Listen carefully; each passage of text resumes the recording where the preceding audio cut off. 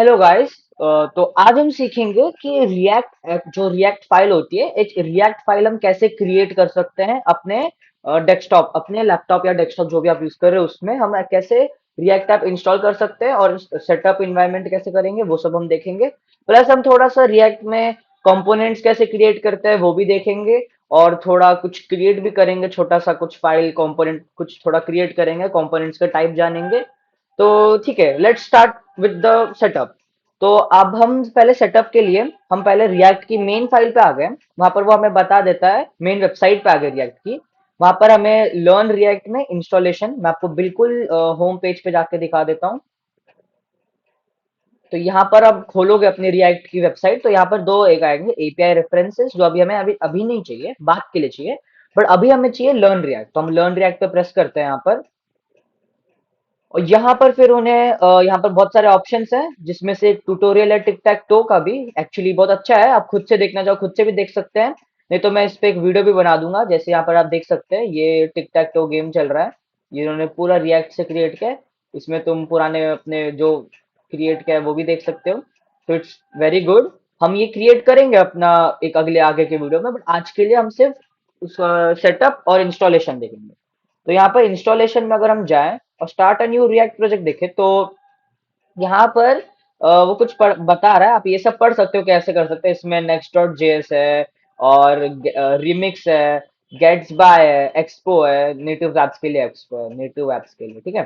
तो ये सब है, पर हमें इतना सब नहीं चाहिए। हमें क्रिएट करना है सिर्फ single page H T M react file, single page react file चाहिए। तो इसके लिए हम ये वाले फंक्शंस ना यूज करके पुराना वर्जन है, पुराना मेथड है वो यूज करेंगे। वो इनकी नए वेबसाइट पे तो नहीं दिख रहा, इसलिए मैं उनकी पुरानी वेबसाइट खोल के बैठा हूँ। ये यहाँ पर बता रहा है these docs are old and won't be updated, मतलब ये पुराने हैं, अपडेट नहीं होंगे, बट ये भी वर्क करते हैं। एज फॉर माई इंफॉर्मेशन, मैंने रन करके देखा है, ये सब भी रन करते हैं अच्छे से।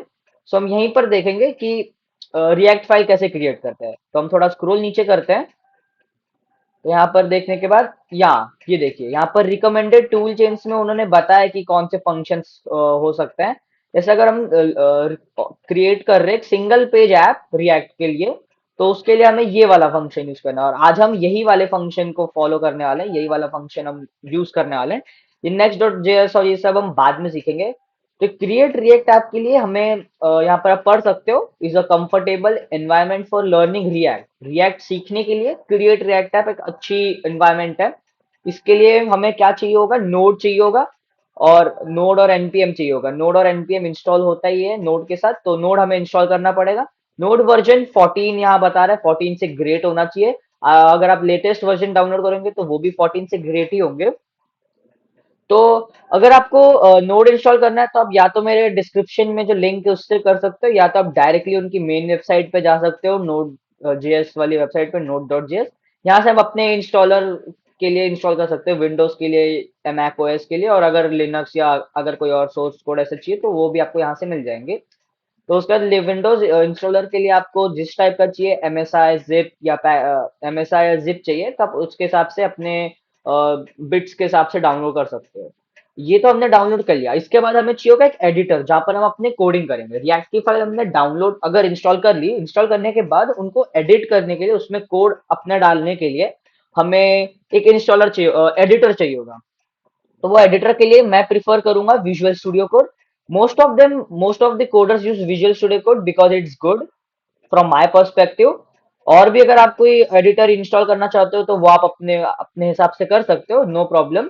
बट अगर आपको ये करना है तो इसका भी आप मेन वेबसाइट से जाके कर सकते हो, या मैं डिस्क्रिप्शन में आपको इसकी वेबसाइट की लिंक दे दूंगा। यहाँ पर आप डाउनलोड फॉर विंडोज दबा सकते हो, जिससे यहाँ पर वो आपको ले जाएगा, और यहाँ पर आप डाउनलोड कर सकते हो, जिससे वो डाउनलोडिंग वहां पर स्टार्ट हो जाएगी। देखिए यहाँ पर डाउनलोड अब मैं ऑलरेडी कर चुका हूँ, तो मुझे करने की जरूरत है नहीं।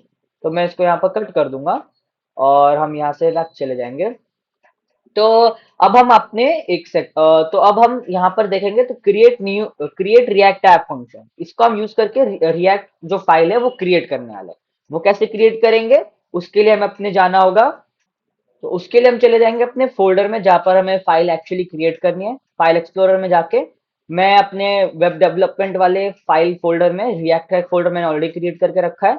अब वहां पर मैं जाऊंगा। अब यहाँ पर आने के बाद हमें ये जो 3 फंक्शंस है ये हमें रन करवाने हैं, 3 में भी नहीं एक्चुअली हमें सिर्फ ये चाहिए होगा फंक्शन मेनली।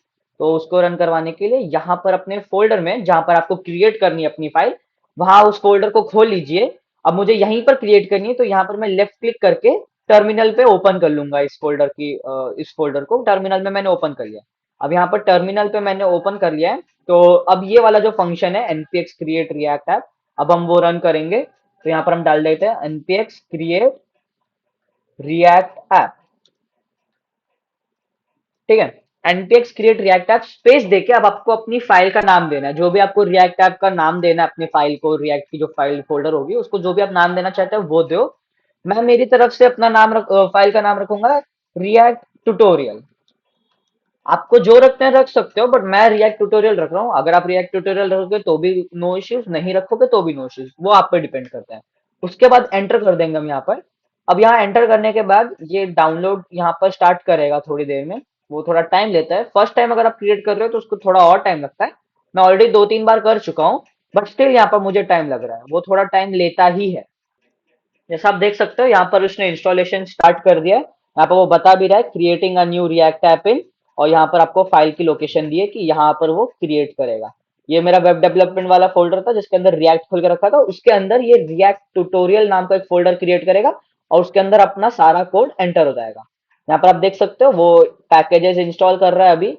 उसने बोला भी है this might take a couple of minutes, जो वो एक्चुअली लेता है, क्योंकि उसको बहुत सारी फाइल्स इंस्टॉल करनी होती है। वो रिएक्ट करता है इंस्टॉल, फिर रिएक्ट डॉम इंस्टॉल करता है, रिएक्ट के स्क्रिप्ट्स इंस्टॉल करता है और अलग अलग टेम्पलेट इंस्टॉल करता है। तो इसमें थोड़ा टाइम लेता है। तो 15-20 मिनट अगर आपको लग रहे हैं तो ज्यादा, थोड़ा ज्यादा होता है ये टाइम, बट अगर आपको लग रहा है तो भी आप उसको थोड़ा टाइम दे सकते हो, क्योंकि इतना टाइम वो यूजुअली लेते हैं। अब मैं ऑलरेडी 2-3 बार कर चुका हूँ तो मुझे वो मैक्सिमम 5 से 10 मिनट लेगा या उससे भी कम लेगा, बट आपको यूजुअली अगर आप पहली बार क्रिएट कर रहे हो तो आपको वो ज्यादा ले सकता है। अब यहाँ पर उसने जो वो डाउनलोड कर रहा था अभी, तो यहाँ पर उसने 1484 पैकेजेस इंस्टॉल किया है। अब वो थोड़े और फाइल्स को इंस्टॉल करेगा। यहाँ पर उसने इन गिट रिपोजिटरी को इनिशियलाइज कर दिया है। ऐसे ये 2-3 बार और इंस्टॉलेशन होगी, उसके बाद आपका फाइनली कंप्लीट हो जाएगा। तो देखो यहाँ पर और एक चल रहा है, अब आप देख सकते हो यहाँ पर उसने क्रिएट कर दिया है। जैसा आप देख सकते हो, अगर आपको यहाँ पर फाइल क्रिएट होने के बाद हैप्पी हैकिंग दिखाई दे रहा है तो आप क्लियरली आप समझ सकते हो कि आपका फाइल इंस्टॉल हो चुका है। अब आप या तो इसको डायरेक्टली npm स्टार्ट से डेवलपमेंट स्टार्ट दूंगा, तो अब सक्सेसफुली हमारी जो फाइल है वो क्रिएट हो चुकी है। तो ये अगर हम अपने फोल्डर्स में जाके देखें और इसको बिल्कुल ही हम बाहर आ जाएं बिल्कुल, तो अब हम यहाँ से बिल्कुल बाहर आ जाए, डेस्कटॉप पे आ जाए। तो यहाँ पर अब मैं मेरे प्रोग्रामिंग फाइल्स वाले सेक्शन में जाके अपने वेब डेवलपमेंट वाले फाइल्स में जाके रिएक्ट में देखूंगा, तो यहाँ पर आप देख सकते हो जो मैंने रिएक्ट ट्यूटोरियल नाम दिया था वो यहाँ पर क्रिएट हो चुका है। अब इसको खोल के देखें तो इसके अंदर हमें और भी फाइल्स दिखेंगी, जैसे src है, पब्लिक है, नोड मॉड्यूल्स हैं और गिट इग्नोर है। इसको गिट इग्नोर कर देता अगर आप पुश करते हो यहाँ पे उसको गिटहब पे। और थोड़े पैकेजेस हैं जेसन फाइल से थोड़ी, उसका एसआरसी में देखें तो ये अपना मेन फाइल होता है यूजुअली क्रिएट करने के लिए। इसमें आप app dot C S S देख सकते हो, ये जो ऐप है ये सी एस एस फाइल है। ये ऐप डॉट जावास्क्रिप्ट फाइल है। ये app dot test dot JavaScript file है, और ये मेन अपनी index dot C S file है, सी एस एस की इंडेक्स वाली फाइल है। ये इंडेक्स डॉट जेएस है। यहाँ पर अपना लोगो होगा। मैं आपको एक बार काम करता हूँ, मैं आपको डायरेक्ट विजुअल स्टूडियो कोड में इसको रन करके दिखाता हूँ। यहाँ पर अगर हम विजुअल स्टूडियो कोड खोल ले अपना, और यहाँ पर अपनी न्यू विंडो खोलते हैं और इसको फुल स्क्रीन कर लेते हैं। तो यहाँ पर अब मैं अपना ओपन एक फोल्डर करना चाहता हूँ, मैं ओपन फोल्डर पर दबाऊंगा। जो हमने रिएक्ट फाइल क्रिएट की थी जहां पर उस सेक्शन में, वहां पर मैं चला जाऊंगा और जो फाइल थी हमारी जैसे रिएक्ट ट्यूटोरियल उसको मैं यहाँ पर सिलेक्ट कर लूंगा। ऑटोमेटिकली ये विजुअल स्टूडियो कोड में खुल जाएगा। तो यहाँ पर आप देख सकते हैं कि इसमें पब्लिक में यहाँ पर आइकन है थोड़े, ये देखो ये आइकन जो है, ये आइकन हमारे वेबसाइट के जो जब हम किसी ब्राउजर पे जैसे क्रोम पे या किसी ब्राउजर पे हम खोलते हैं, तो वो जो उसकी लोगो से आती है ना ऊपर, वो ये वाला आइकन है, लोगो वो दिखाता है। ये हमारी मेन इंडेक्स एचटीएमएल वाली फाइल है, इसमें हम कोई चेंजेस नहीं करते हैं। बट तब भी आप समझ लीजिए ये जो मेन डिव है ना, रूट आईडी जिसकी है, उसके अंदर ही जो भी हम कोड लिखते हैं वो उसके अंदर आता है। अब यह हम इस पे इसमें तो हमें कुछ चेंजेस करने नहीं है, हमारे जो भी चेंजेस होंगे वो पब्लिक वाले सेक्शन छोड़ के एसआरसी वाले सेक्शन में होंगे। ये ऐप डॉट जेएस जो है, ऐप डॉट सीएसएस, इन सब में हमारी चेंजेस होंगे। तो अब आप ऐप डॉट जेएस देखेंगे और ऐप डॉट टेस्ट, इसमें भी इतने चेंजेस नहीं होते। यूजुअली हम इसमें ही चेंज करेंगे इस बार, आज के जो वीडियो में उसमें हम यही वाले चेंजेस करेंगे। तो अभी मैं जो ये रिएक्ट फाइल होता है ये ऑलरेडी एक क्रिएट करके देता है हमें, एक एग्जाम्पल कोड हमें क्रिएट करके देता है। तो अभी मैं अगर इसको रन करूंगा तो, ओ सॉरी, इसको ऐसे रन नहीं करते, एचटीएमएल फाइल जैसे रन कर रहा था मैं, माय फॉल्ट, इसको ऐसे रन नहीं करते। इसको रन करने के लिए टर्मिनल खोलते हैं। टर्मिनल, यहाँ पर अगर हम अपना टर्मिनल खोला, और टर्मिनल में हमें यहाँ पर लिखना होता है npm स्टार्ट। तो यहाँ पर अगर हम npm स्टार्ट करेंगे तो ये यहाँ पर स्टार्ट करेगा, ये वेब डेव वो जो हमारा सर्वर है उसको स्टार्ट कर देगा।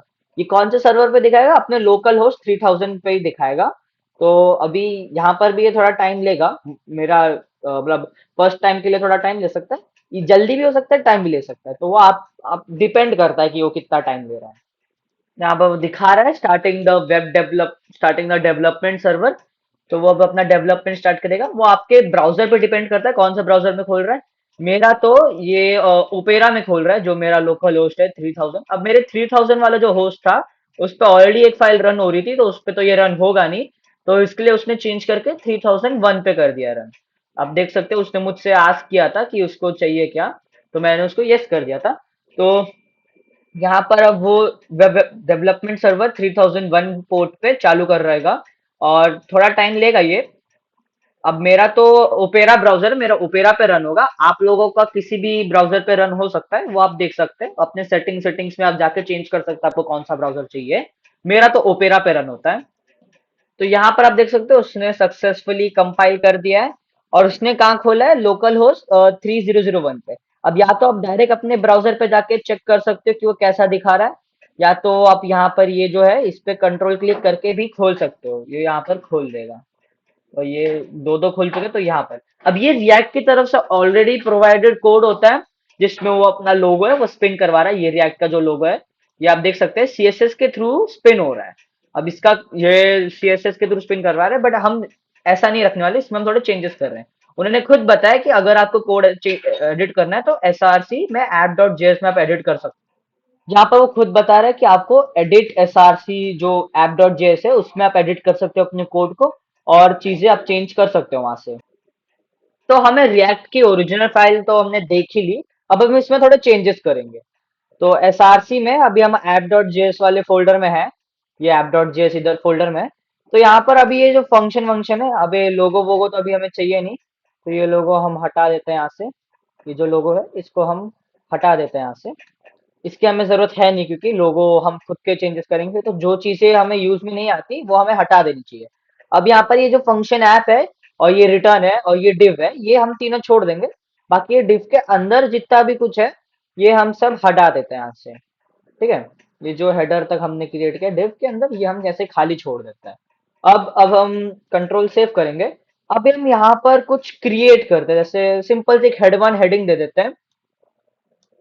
हेड वन हेडिंग दे देते हैं वेलकम, वेलकम टू रिएक्ट। ठीक है, इसको कंट्रोल सेव करते हैं। और अब हम अपने फोल्डर में जाके देखेंगे तो यहाँ पर हमें, ओ स्पेलिंग गलत डाल दी मैंने, तो यहाँ पर हम रिएक्ट को रैक्ट लिख दिया, तो यहाँ पर हमने रिएक्ट एंटर करके सेव कर दिया। अब हम देखेंगे तो हमें यहाँ पर दिखेगी वेलकम टू रिएक्ट।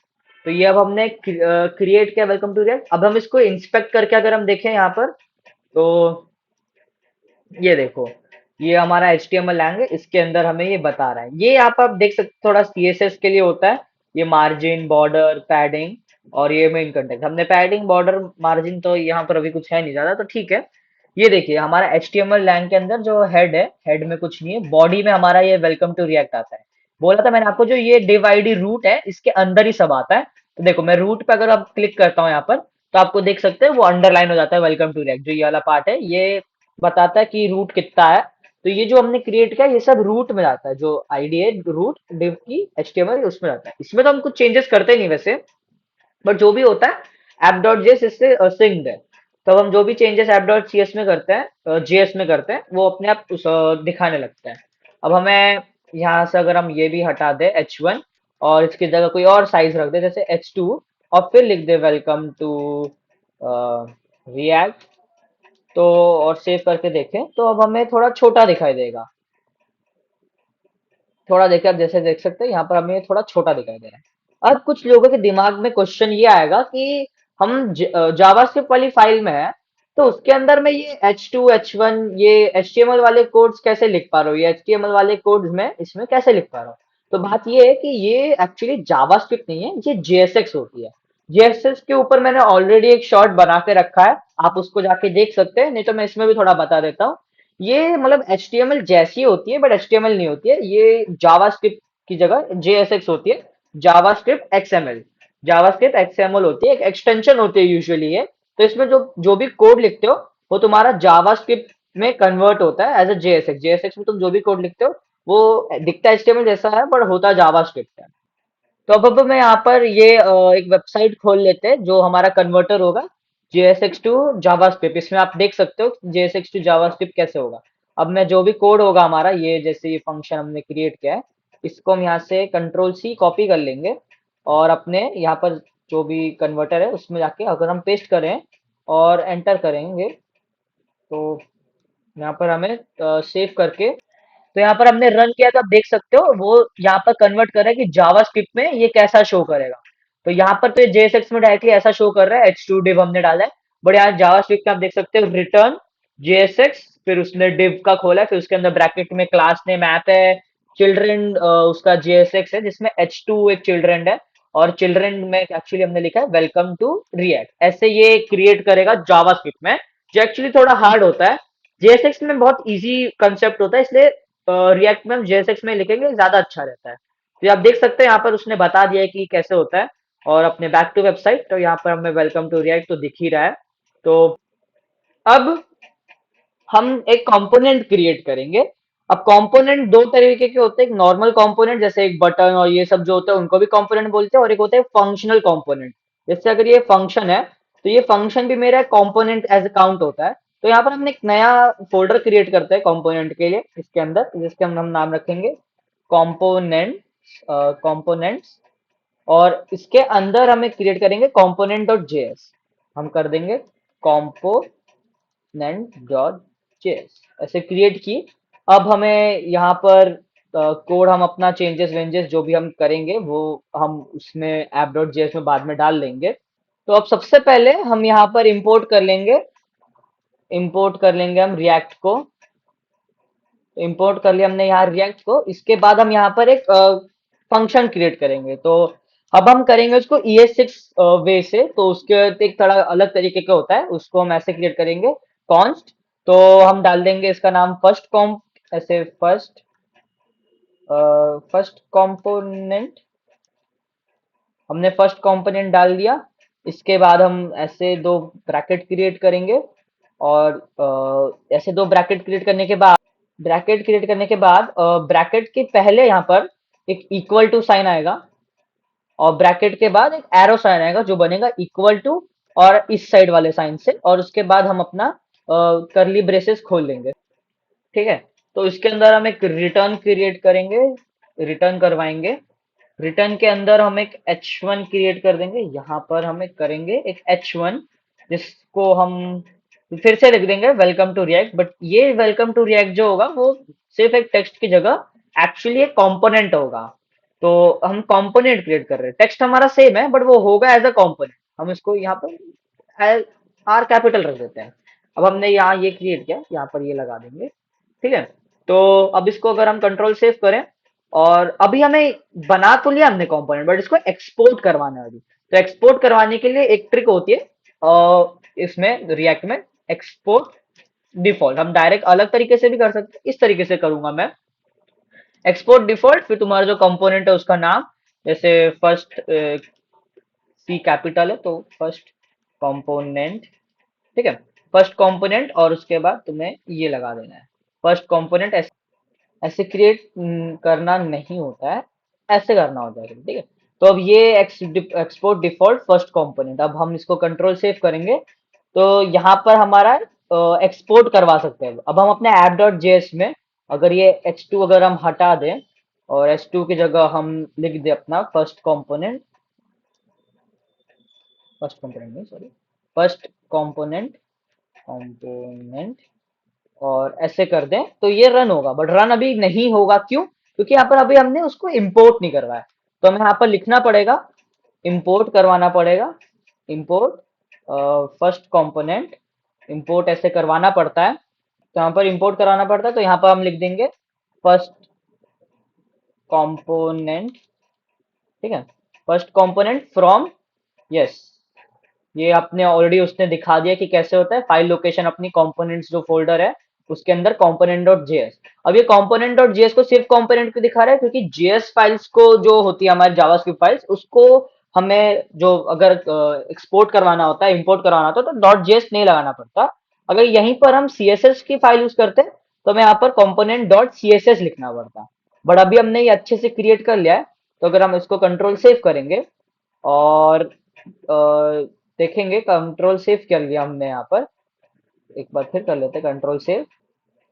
तो यहाँ पर हम अपने फर्स्ट कंपोनेंट को हमने इंपोर्ट करवा के यहाँ पर फर्स्ट कंपोनेंट हमने लिख दिया है। तो अब हम अपने वेबसाइट पे जाके देखेंगे तो हमें यहाँ पर दिख जाएगा वेलकम टू रिएक्ट। तो हमने सक्सेसफुली एक कंपोनेंट हमने यहाँ पर क्रिएट कर लिया।